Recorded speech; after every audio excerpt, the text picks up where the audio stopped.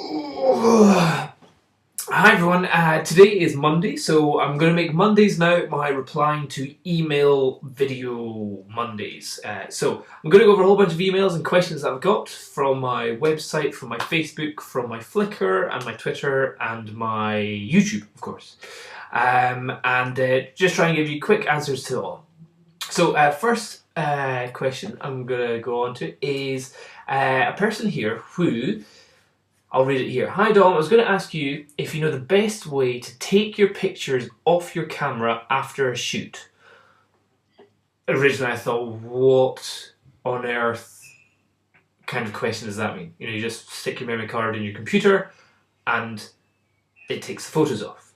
But anyway, she goes on to say that she put her SD card from her camera into a cheap card reader and then she cut and pasted the pictures into a folder on her computer. Halfway going from my card to my laptop, it came up with a message that it could not find a file. But at the bottom it said, do you wish the same for 106 other files? And she's saying that out of 200 files, only 80 from the card managed to get put onto her computer. She also says that the photos on her card were RAW and JPEG at the same time, and she's never had problems before. She also says that her laptop asks her to format her card in order to read it. Strange. As she's saying she didn't. And she also, when she inserted it back into her camera, that the camera also asked her to format the card. Again, that's a bit strange. And one thing she says here is I've always been told to format the camera, format the card in camera, which I agree as well. If you format in the camera, that properly deletes everything. So my question to you is, would it be better to use a decent, expensive card reader, or would it be safer leaving the card in the camera and using the leads, which insert to the camera into the laptop, blah, blah, blah. Ooh, right, okay, so this is a good question, So you've got a whole bunch of options. You've got something like this, which is a card reader, where you take your memory card out of your camera and you stick it inside that. And then that, a wire goes that into your computer. You've also got the option of maybe putting this into your computer. So some computers have these SD card slots in the side of them. Or you have the final options where you stick the cable from your camera into your computer. Now, what I would say is that I don't think it's any of these problems. You can get the cheapest card reader in the world. I don't think it's the card reader that's the problem. These are very simple bits of technology and they don't really have the ability to say whether a file is corrupted or not. That's all in the computer. What I would say is when you do get a memory card, do format it, and format it in the camera which you're going to be using. Every time I go and do a shoot,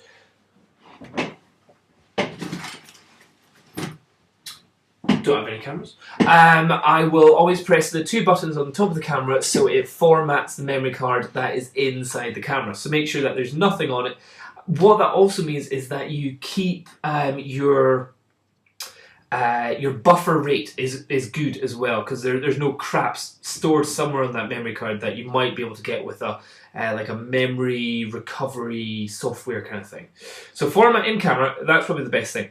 But I think it's more to do with the memory card. And if you have a cheap memory card, you could be using it for a week, 2 weeks, 3 weeks, a year, and then all of a sudden it just kind of goes, no, it can't be bothered, and I fail.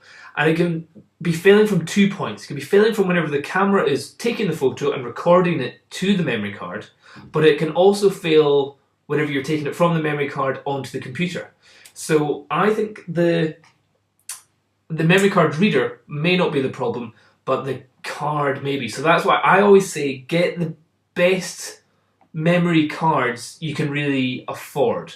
But that at the same time doesn't mean get the most expensive ones. It just means really go with the big names. For example,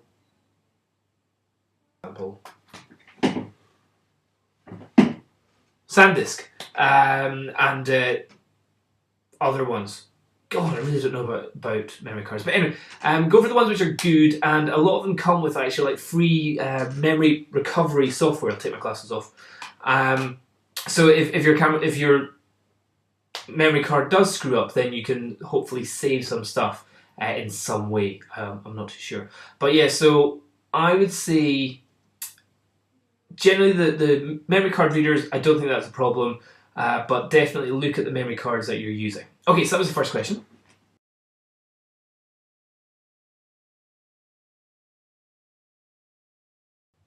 Okay, the next question I've got here is from Robert, and Robert is asking, he says, professional photographer from York, I've been working as a photographer for a couple of years.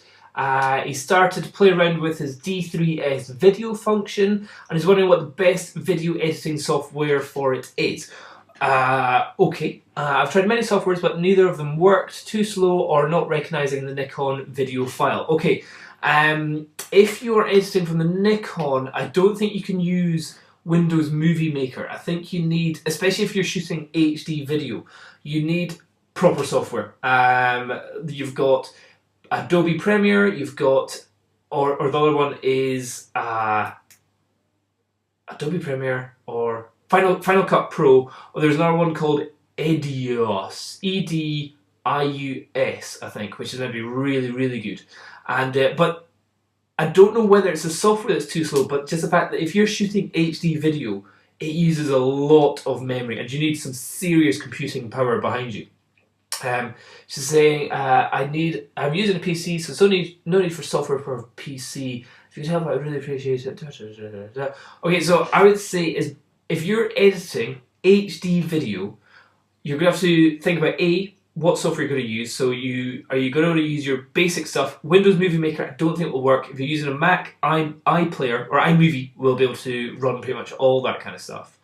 If you are doing it with Windows Movie Maker, you'll have to convert your video, and I'll put a link down below into how you can convert your HD video into a small file called an offline and online files, so that you can do all the editing on a very small file, and then whenever you go to actually produce it at the end, it ends up using the huge files so that you get really good quality at the end, but with all your edits in it. It's a little bit confusing, and you don't really need to do it if you've got this serious software, but you will need a pretty powerful computer with all the, super RAM and memory and all that kind of stuff, or you'll be doing it with, it will have to do a memory load where it has to say, right, okay, you want to watch this next 10 seconds of HD video footage, hold on, I'm going to convert that, or I'm going to figure it all out. It'll take 2 minutes for that, and then you can watch that 10 seconds in real time, but it just doesn't really work. So that's why if you're doing video editing, you need a properly serious computer. I, for example, use a Mac 27-inch something, and that so far has worked absolutely brilliantly for me. The only thing I had was my laptop, and that just dies if I do anything even near HD. And that's really kind of why I went for Mac, because Mac still hasn't crashed on me yet. I've had it for almost a year now, and it's just been brilliant. But I'm not big enough Macs. You can get awesome PCs, so it's just all about having the right or huge amounts of power in it. Okay, next question.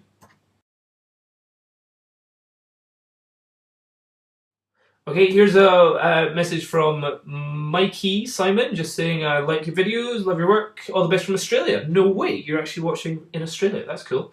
I hope you Australians are able to understand my Scottish accent, hope that's not too confusing. But thanks. Next one. Stephen, hi, just got into photography, didn't actually have a question, just saying thanks. Okay, Stephen, thank you very much. Okay, this one, Lawrence D. Pierce. Lauren says, I just found your web and your blog look great, blah, blah, blah. Question, I want to shoot interiors of buildings, club, church, hotel. I work for Bose, so I need to shoot the audio installations. Ah, okay, that's pretty, ooh, cool. Okay, so you're doing all the audio stuff, well, you're taking pictures of all the speakers and all that inside locations, like in clubs or churches. Okay, cool. I'm using the D7000, awesome camera, with any Pro f2.8 or 35 f1.8. See the link below. Okay, I'll check the link. Okay. How do I get the lighting right for a dark interior of a church? I've tried the D7000 on a tripod, good, at all different ISOs, well, you usually just want the higher ISOs. Some shots were sharp, some shots were poor. I cannot use flash, okay, just use ISO and aperture, obviously, and shutter speed. Will the SB900 shoot a 30-meter church, do I need continuous fixed 800 watt, etc.? Okay, a bit confused here because you just said you can't use flash, and then you ask if the SB900 can shoot a 30-meter church. So what I would say is an SB900, I have used it in a place, okay, it definitely wasn't 30 meters, but a good 10 meters distance. I've used it also on the side of a ski slope where I've had shots of snowboarders jumping over with an SB900, and that's lit them up pretty well. So maybe not 30 meters, but I'd say definitely 10 meters. Do I need continuous fixed 800 watt? 800 watt light still won't be that powerful if you're doing a fast shutter speed. If you've got a shutter speed of, for example, flash and continuous lighting is very confusing to understand, or to understand the differences. But what they say is, let's say you've got a flash which is saying it is 100 watt seconds. It's a really odd thing to say, 100 watt seconds. Anyway, what that means is that the flash that comes out, if it comes out instantaneously, let's say at a 4,000th of a second, faster than your shutter speed will ever be.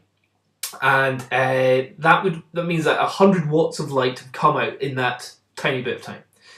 But if you're using 1,000 watt light, so if you go to one of these film studios and say, can I get a 1K light, which is a light which has 1,000 watts in it.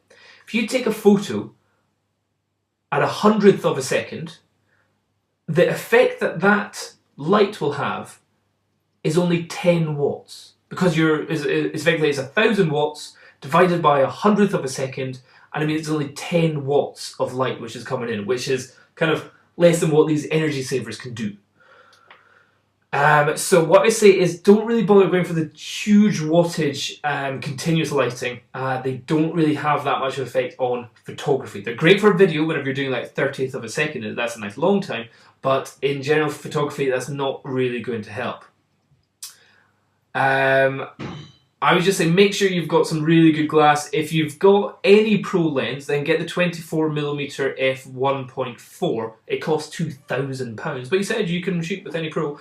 That will be pretty good. Going at f1.4 will be very sweet. You'll get cool photos, and it's just an awesome lens, and super sharp as well. So yeah, give that a go. Okay, next question.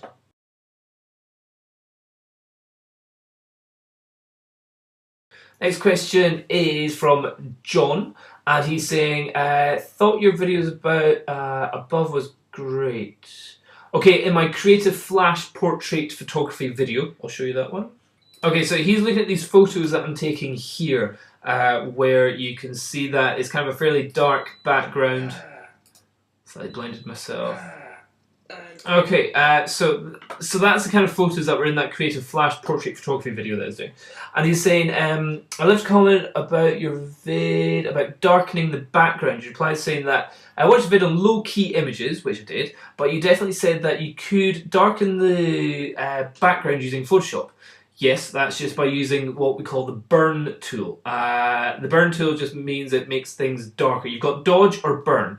Dodge makes it whiter, burn makes it darker. Imagine like you've got toast. You use a brush with with the burn on it, and that will make whatever is behind it darker. Or you just increase the contrast. You know, if the background is already pretty dark, just increase the contrast. Or if you're on Adobe Lightroom, just bring up the black sliders as well. But obviously that'll be black everywhere, so you want to be kind of careful about how much you do with that. Okay, next question.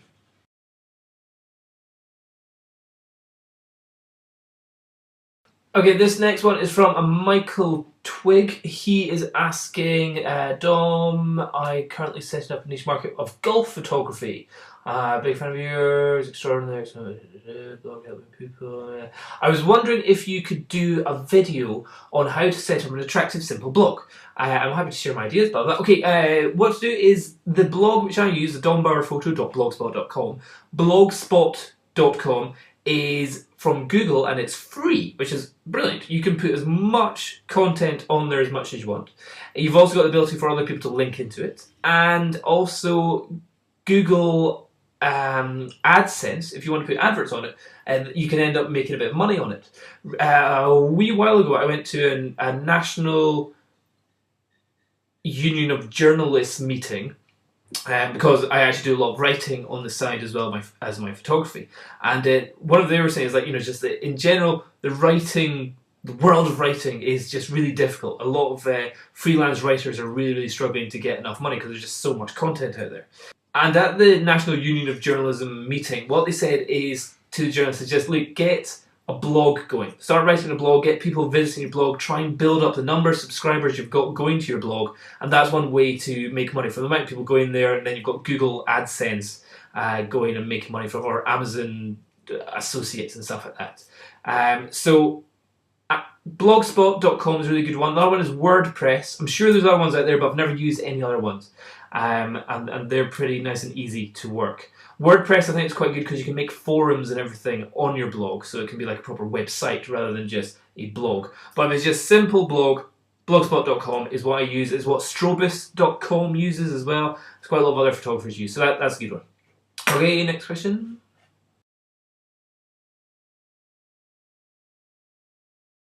Got a guy, Ian. He's wondering about Olympus kit. Dom, like teaching style, just right. I wonder if you had a start with flash. I have an E520, a Youngo something speedlight, a cactus trigger, a Gary Fong collapsible light sphere. Trying to set it for portraits. I'm wondering if you had any. Okay, no, I haven't used any Olympus kit before. I don't think I have. No, I haven't. I've never used Olympus stuff. I don't really know anything about your flashes or your camera, unfortunately. And I also don't know anybody on YouTube that does, or at least does reviews of that kind of stuff. If anybody else watching this knows of anybody that does lots of Olympus kit reviews and tutorials and stuff like that, please tell us about them, and we'll try and put the link down below. But that will help Mr. Ian. Thank you. Next question.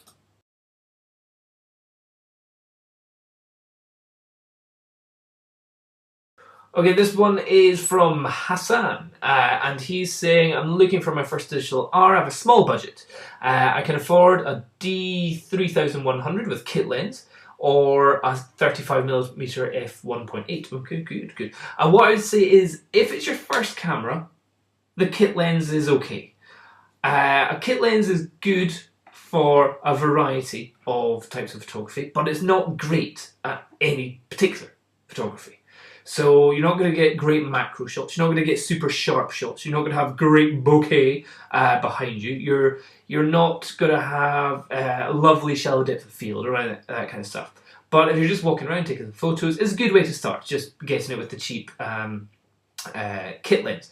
The 35 f1.8, that will be definitely a good lens to get, because then you'll be learning so much more about aperture, how you can actually have a shallow depth of field, also how bright a 1.8 is compared to the kit lens, which is an f3.5, which is about 2 stops different, which means it's about 4 shutter speeds slower. So I would say the 35 1.8 would be a great lens to get with your kit lens if you're starting out. But then he also said, or the Canon 550 kit with the lens. I know that Canon 550 is better feature, especially for videos, correct. But I think the 3100 has better focus. It has like full-time focus when videoing. But I feel that the Nikon model is better in my hands and more logic to me. I believe that I can both easily after a while. Okay, whatever. What do you think about D3100 versus 550D? Which one do you recommend? If you're wanting to do lots of video, I'd recommend the 550D. But at the same time, the D3100 is pretty darn good as well. Actually, your confession video about the the 7D, the 550D makes me rethink about Canon after I decided to get Nikon. Also, do you think Nikon kit lens is working? Okay, so this is a real question of D3100 versus Canon 550D. They're both pretty good. Video, go with the Canon. Otherwise, go with whichever one you think feels best in your hand. Go to the shop, play with them, use them. be in the shot for 2.5 hours, just like going, I want to take photos of this bag, I want to take a picture of that person, I want to take a picture of these cars going outside the window, and you know, just stay in there and work all the menus and play around it, and you know, stay there until the shop assistant gets really bored and just like says, okay, carry on playing, and they walk away. And do that with both cameras and see which one you just like the most, because there's really not that much difference between the two of them. So that's really all I can tell. Okay, next question.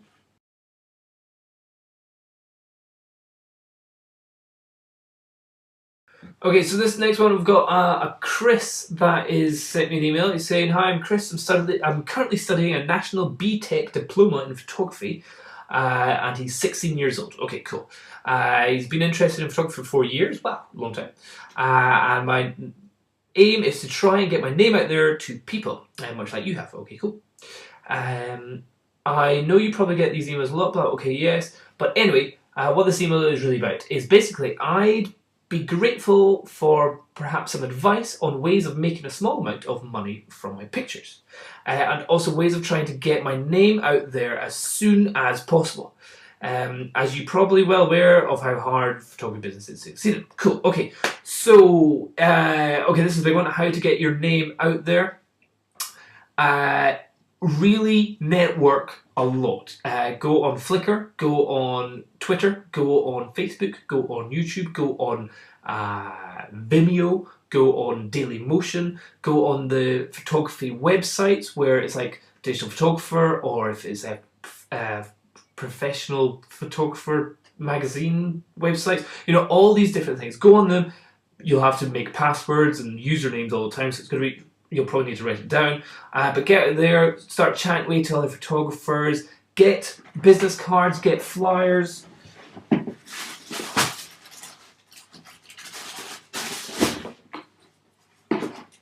For example, I do a whole bunch of flyers every so often. I got about 1,000 of these. It costs about £120. At the same time, I got a whole bunch of business cards. These are my business cards. Again, about 1,000 of these. Again, about £120. Front and back. Get it a good quality, not a crap one. And I get these from printing.com. So whenever you meet anyone, give them your card. Make sure it's nice and simple. How to make some money. Okay, you've got to sell your pictures. If you want to go on the website to sell some pictures, it is Photobox or Photobox Gallery. That's one in the UK. It doesn't do it in India, as I've recently found out. Somebody asked me, how do I sell my pictures? And they're in India. And how to succeed? Well, okay, to really succeed in photography, make sure that you are... There's several things you need to be before you're a good photographer. You need to be a good businessman. You need to be an entrepreneur. You have to be a good promoter. You have to be a good salesperson. And then you have to be able to take photos which aren't totally crap. You could take the best photos in the world, but if you're not a businessman, promoter, entrepreneur, salesman, no one's going to see those photos, no one's going to buy those photos, and no one's going to know where you are. So you'll see that throughout the world, that the best or the most successful photographers out there just now may not be the best photographers. They may be the best businessmen, the best networkers, the best this, that, or the other. So you've got to realise the difference between being a successful photographer is really about being a successful businessman. So yeah, learn some business tricks somewhere. Okay, hope that helps. Next question.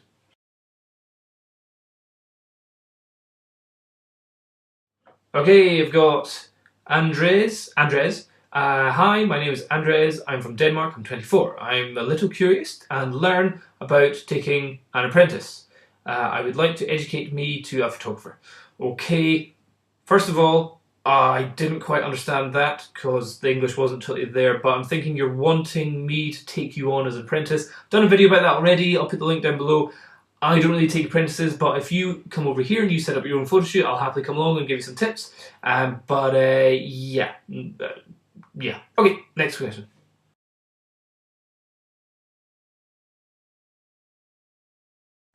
Okay, here's a good one. It is from Gary. It's saying, I love your work. I've taken up photography as a hobby. Do you have any tips for street photography? Most of the time, I find people don't like their photos being taken by a stranger, so I have to resort to shooting from the hip, hit or miss. However, I kind of feel uncomfortable doing it like that, as it makes me feel kind of pervy. How do you approach the subject? Any tips? Welcome. Cheers, Gary. Okay. Street photography. I don't think I do a lot of that, really. Do I? Not a huge amount of street photography, but when you're saying you're doing street photography and then you're going up to a person asking to take their photo and they're, not really liking it, that's not really street photography. That's then kind of a street portrait. If you feel a little bit pervy, I would say take the photo, but then give the person a business card afterwards, or tell them who you are and what you're doing. So they may think you're a perv at the start, but then you just say, hi, I'm a photographer, here's my business card. If you want to see the photos, I can send you a link to them on my website, or I can show you them if you go to my website, or if you want to make some money, you send them the link to the photo box gallery and then they can buy it from you. So that's one way. Yeah, always having a business card, always trying to look professional, dressing appropriately, dressing cool as well. If you're doing street photography, being in a suit, not right. Dressing like a tramp, also not right. You want to look smart and cool so people think, oh, okay, that person is, going out there with a hoodie like this, hoodie and a hat and sunglasses and, people are going to think you're a bit weird. Make sure your fly is up as well, otherwise people think you're really, really weird. But yeah, just tell people after you've taken the shot, or just before you take the shot, just say, hi, I hope you don't mind, or even better, just say, oh, I'm really, really sorry, I just took a photo of you, didn't realise you were in the photo. Do you want to see the photo? And they'll see the photo and they go, oh, that's really nice. I'm like, yeah, I know it's really nice. And they say, oh, well, can I take a proper one? And I'll put one on my website for you. Something like that. So that's a little bit of a tip, maybe. Okay, next one.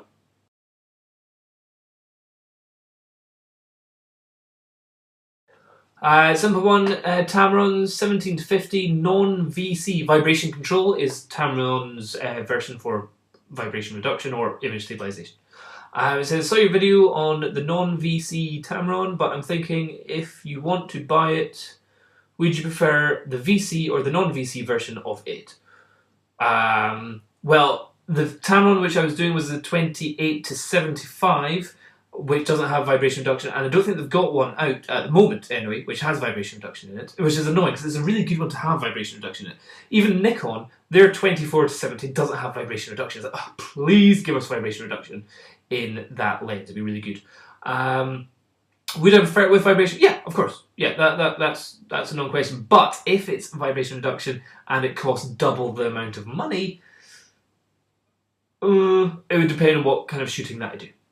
Okay, so that's all the emails from the last week and a half, I think, there. I hope you enjoyed that, and hope you maybe all learned something from it. If you've got any other questions, send me more emails, and I'll do them for the next video next week. Cheers. Bye-bye.